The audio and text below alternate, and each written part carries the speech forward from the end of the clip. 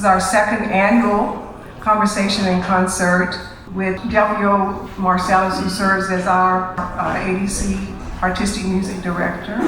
Conversation in Concert is an important part of our work because it highlights the interconnection of education, history, culture, and the role it plays in the uplift of communities.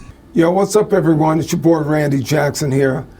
I know y'all are all looking amazing and enjoying that great food and that Southern hospitality down in my love city of New Orleans. I'm proud of you, Cassie, and the African Diaspora Consortium team and all the great resources you've been putting out into this world.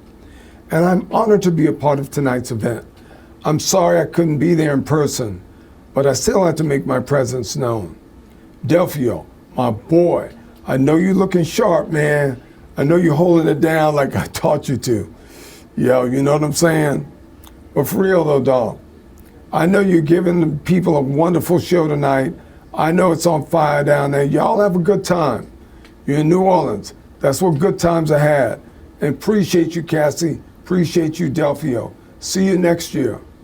I think that as I have this conversation with Delphio, that this is sort of a continuation of what we were talking about several months ago. And one of the things that I do love about what you said when we talked about Congo Square, we had this conversation about the education of the African diaspora and why it was so important for us to continue that conversation and to share that education.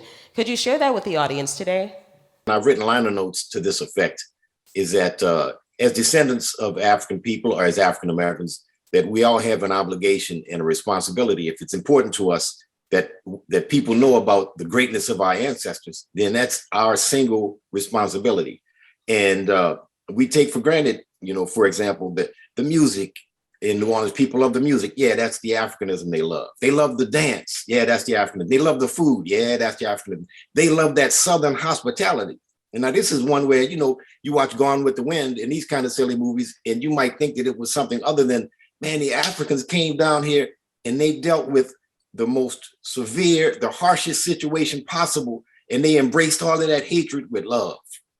And they figured, they said, because they understood that, you know, we are all here serving the higher power. Whatever your beliefs are, you have to know that we're just here for a short period of time.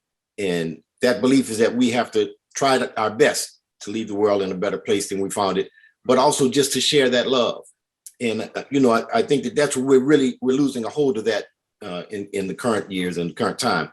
Well, in discussing history and discussing culture, we've had this discussion before about how important the city of New Orleans, you know, the education of the history and the culture and the arts in the city of New Orleans plays a role in sharing that experience of the African diaspora. Why is that?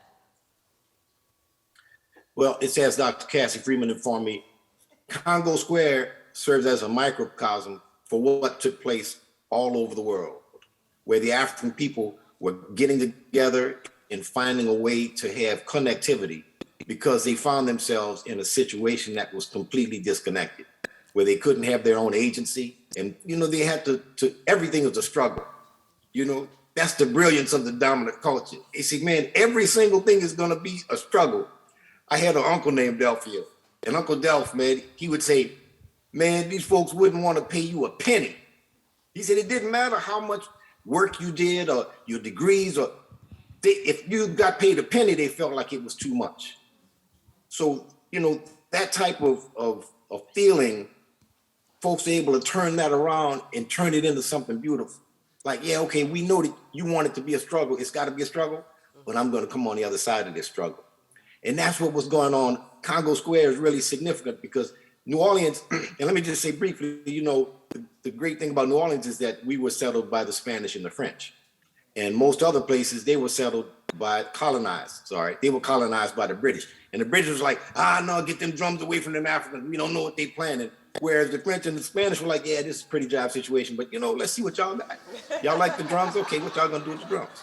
So it gave the folks a chance to really have things for themselves. Whereas in the other places, there was so much fear because they knew what they were doing was jive and it was wrong and that there was gonna be payback at some point, some kind of way.